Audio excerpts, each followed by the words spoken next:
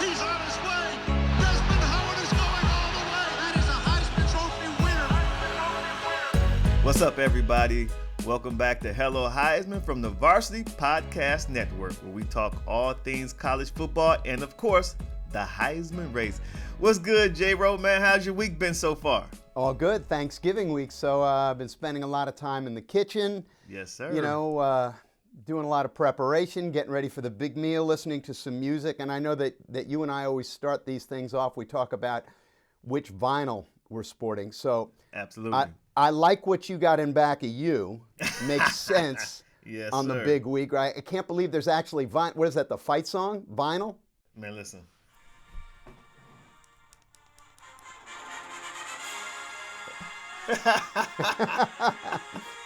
That's from the day, man. Back in the day, man. That's exactly. Gotta love the horn section. Now, what do you have for us today? Okay, so I know last week I had Bob Dylan.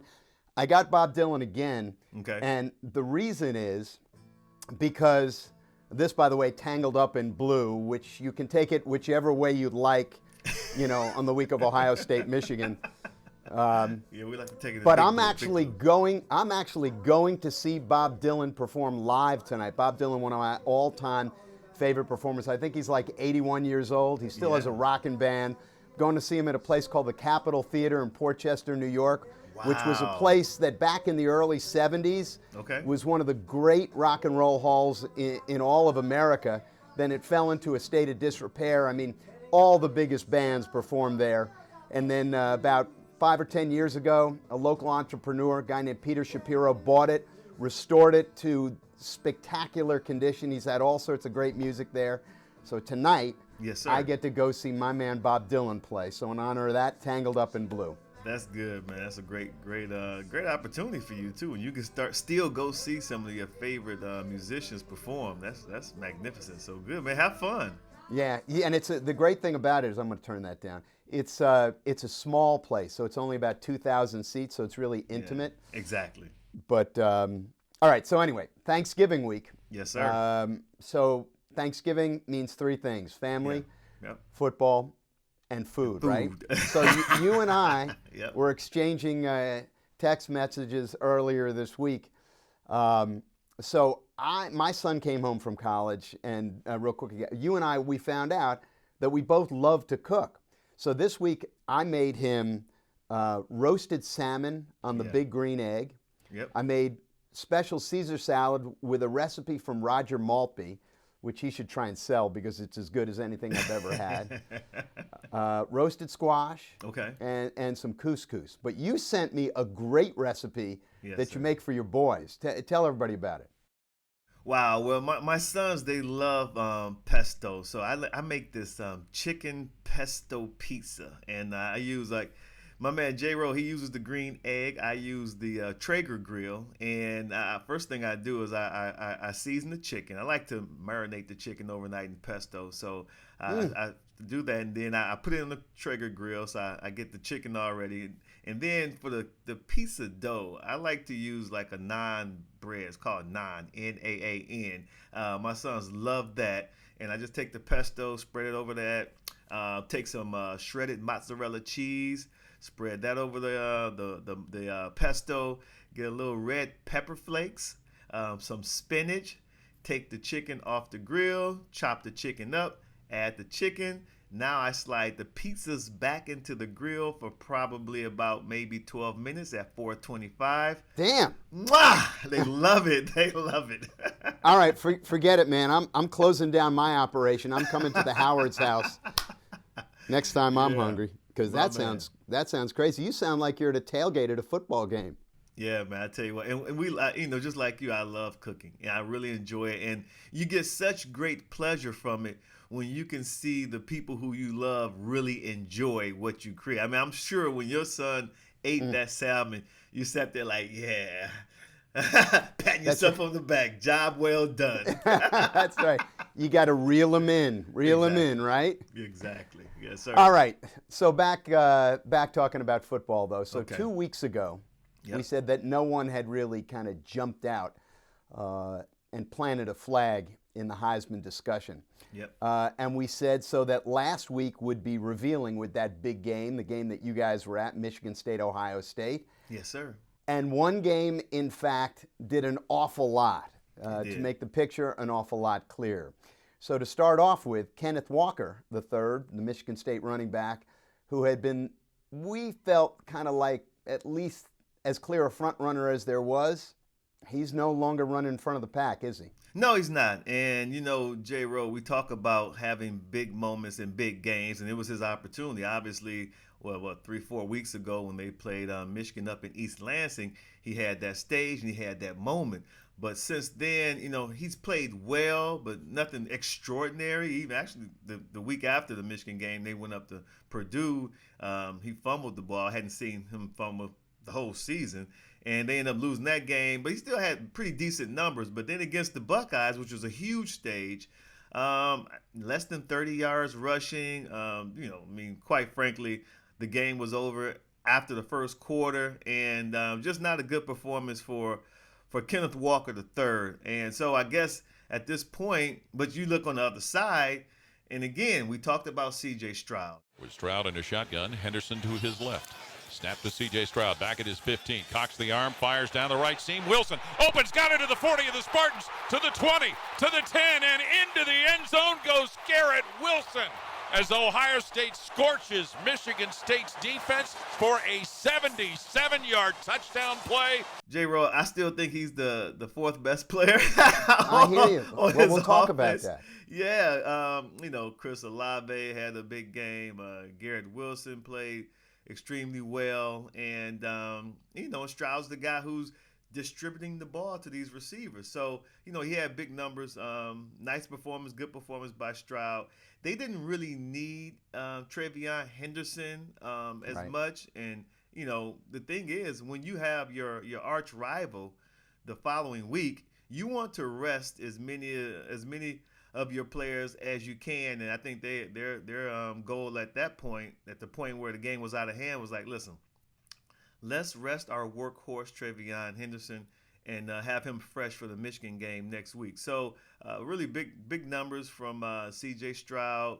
The receivers showed that they're the best group of receivers in the FBS, and you know, huge win for the Buckeyes. Yeah, you talk about the huge numbers. I mean, they were eye-popping. Yeah. And if you were somebody who perhaps didn't see the game, 32 of 35, 6 touchdowns, all in the first half, right? But, you know, you mentioned it, and for me, I think to myself, well, is it him? Is it the receivers? Is it the offensive line, which really gave him all day to throw? But I watched that game, and one thing popped out at me. Okay. Those receivers were so wide open. And I know this is going to sound terrible, but I swear I think I could have hit them. You know? And I have a terrible arm. But I think the point is, you know, for me, we've talked, Des, about, you know, not looking at the numbers, but two things. Okay. You know, the big moments and the eye test. Yeah. Now, a year ago, I remember the thing that caught my eye was how wide open Devonte Smith was. Yeah. Every time.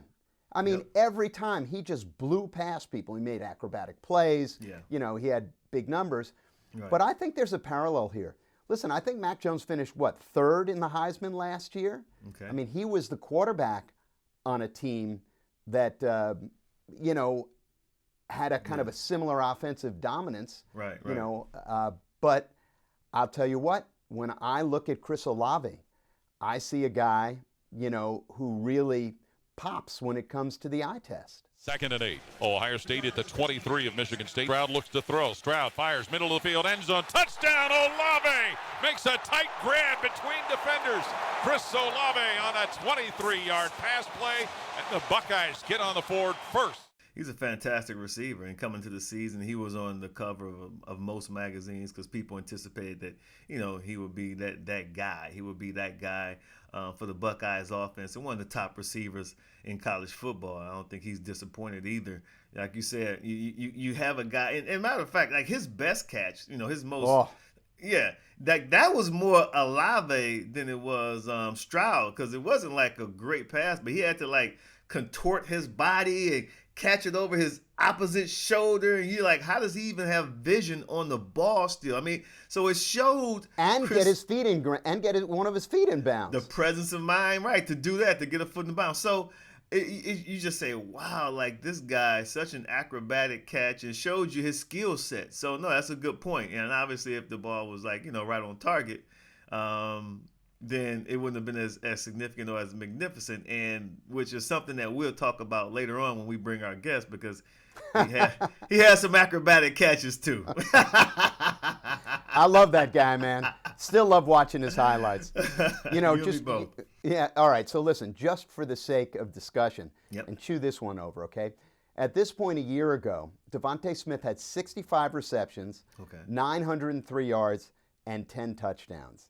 Okay. Olave at this point has 58 receptions, so he's close. Right. But he averages more yards per catch, and he has 3 more touchdowns. So Wow.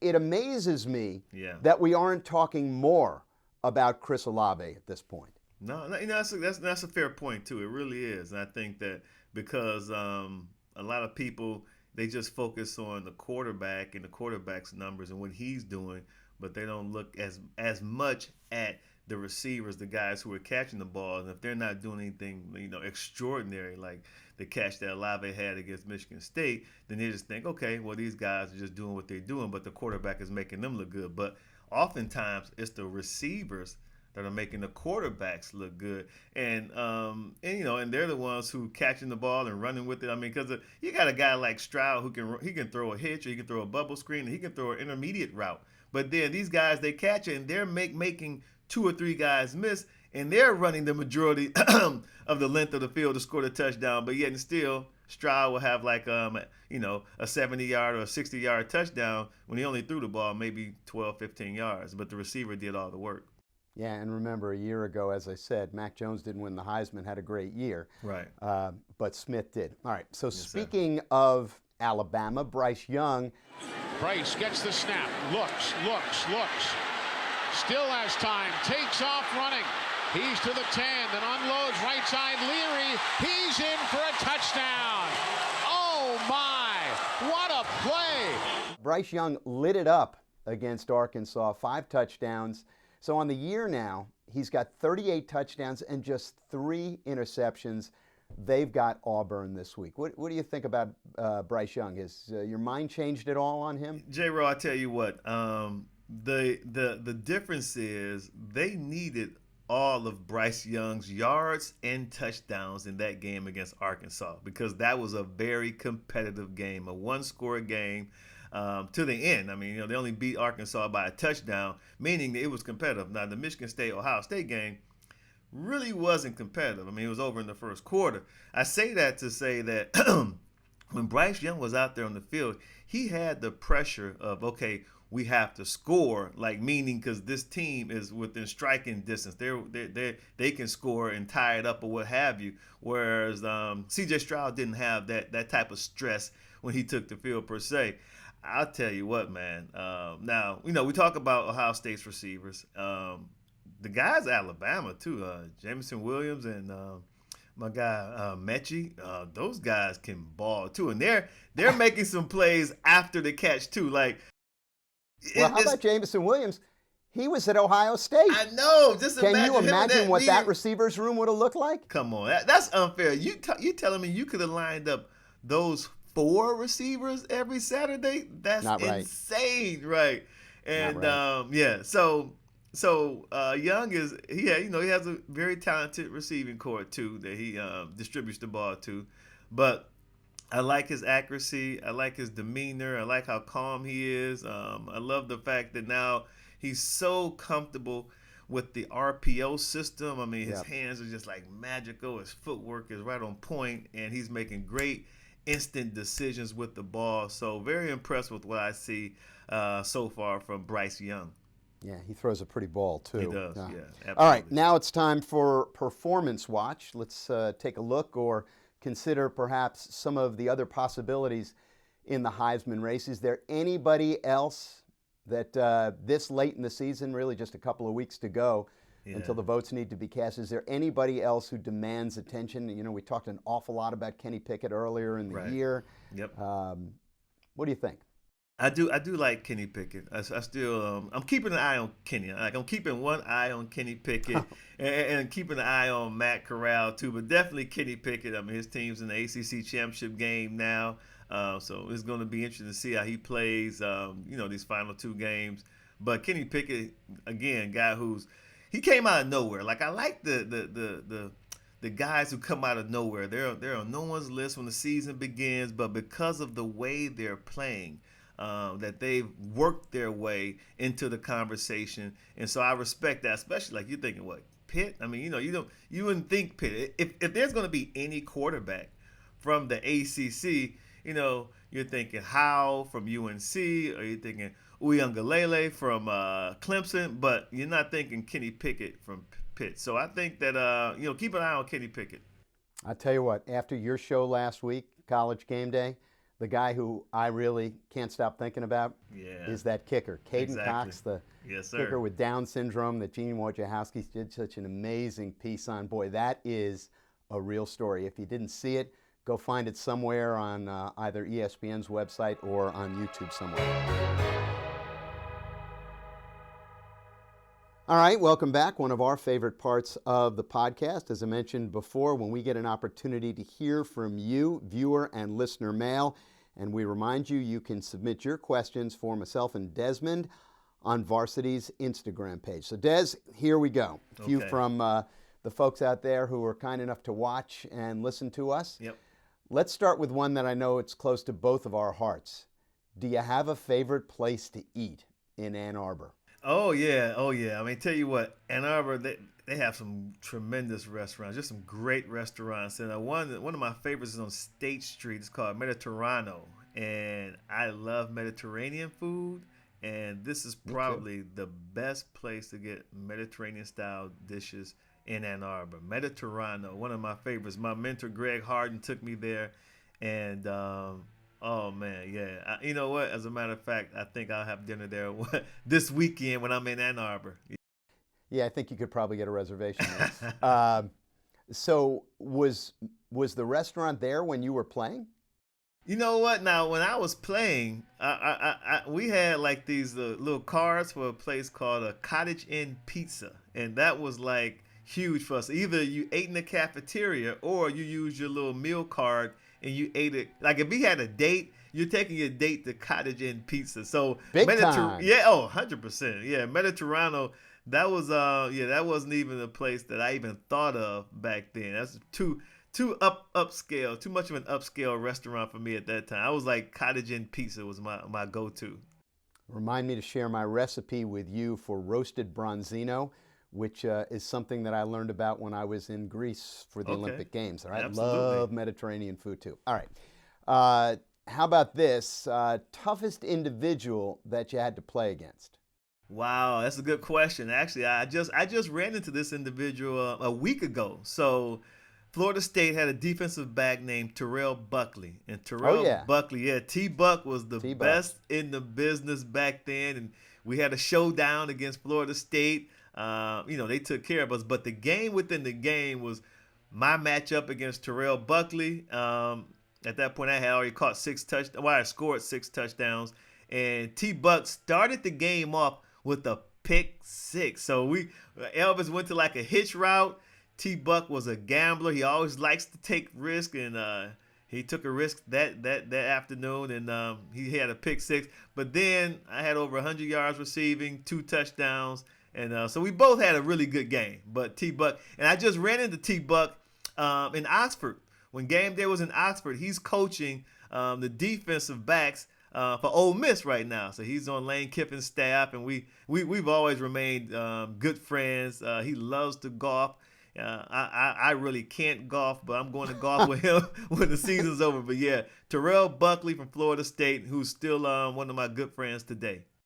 You don't golf, man? We're going to have to change that. Enough talk about the food. We're going to have to get into the golf thing. I'm just not that good at it, but yeah, I definitely want to get better. Hey, nobody's that good at it. I got news for you, okay? Yes, sir. All right.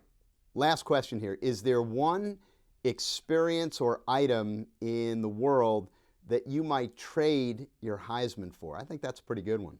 So check this out, J-Ro. So we both are music lovers. We both love music. And, you know, you have your favorite musicians, your favorite entertainers, and so do I. So I was very, very blessed to have seen a lot of Jackson 5 to Michael Jackson concerts. And but I never, ever got a chance to see Prince in concert. And I love Prince. So, and the crazy thing is I was actually going to see him when he started to tour again, but, you know, things didn't work out that way.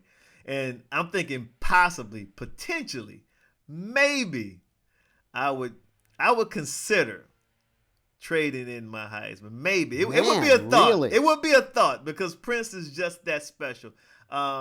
It's a thought. I'm not saying I would go through with it, but it would be a thought. It would be something that would be under heavy consideration because, yeah, I mean, he was just that gifted, and he's just that special of an artist, entertainer to me. All right, 2 quick Prince stories for you before we get out of here. Okay. Prince story number 1, and I think a lot of people will already know this, but if you go on the internet and you search greatest guitar solo ever, you'll come up with a performance. I believe it was from the Rock and Roll Hall of Fame. I know exactly what you're talking induction ceremony where they were honoring George Harrison. And they had an all-star group come together, including Jeff Lynne from Electric Light Orchestra and Tom Petty and Danny Harrison and a number of people who were playing While My Guitar Gently Weeps. And Prince is in the first, I want to say, maybe 80% of the performance. He isn't even seen. Right. And then finally at the end, you know, he does the solo, and it is the most remarkable thing. If you appreciate, you know, virtuoso guitar playing, it's remarkable. And the capstone on the whole thing is at the very end, he takes the guitar and he throws it into the air. And it never comes down. Okay. So it's one of my favorite songs, but it's also a remarkable performance. And I think that Prince didn't get the credit that he probably deserved as a musician. You know, a performer, he was wildly, you know, loved and revered. But as just as a musician alone, he was remarkable. Here's the other Prince story, and it has a sports connection. Okay. So I played golf once with a guy who had some connection to the Super Bowl halftime shows. And he tells me that he had a meeting with Prince. He was called to a meeting, and Prince was being considered to perform at the Super Bowl halftime, which I think he did. But so this fella meets him at a hotel, and I guess it was in Minneapolis, and they're having lunch, and Prince is trying to sell him on why he should be the guy to do the Super Bowl halftime act. And at one point, they're in the discussion. He says, well, listen, Prince says, I've told you enough. Let me show you. And he opens the door to a room next door, which is a ballroom. And there's Prince's entire band set up. And he walks the guy in and he plays an audition for him. The guy never knew it was coming. Game, set, match, Prince. You know what? So the first story, at the Rock and Roll Hall of Fame in Cleveland, Ohio, they have like this room where it's almost like you're sitting in a concert. So it's a room and what they do in this room is they play a lot of the inductions. So just about most of the, you know, people that have been inducted, they play snippets of their induction, and they wrap it with the performance you just talked about. Oh, you're kidding. That's Prince. fantastic. That's how they wrap it. I mean, it's a great show. Anytime you're in Cleveland, go to the Rock and Roll Hall of Fame and check it out. It's like a theater room. It's like you're at an actual concert. It's unbelievable. So yeah, I saw that and enjoyed it. Number 2, he performed the halftime show down here in Miami, and it was one of the most epic shows because it rained, and he was playing Purple Rain. It started raining. and the story is the people from the Super Bowl came to Prince when he was in his dressing room and said, you know, it's raining outside. You know, I don't know what you want to do. And they said Prince's response was, can you make it rain harder? And he went out there in the rain and put on one of the best halftime shows ever during the Super Bowl.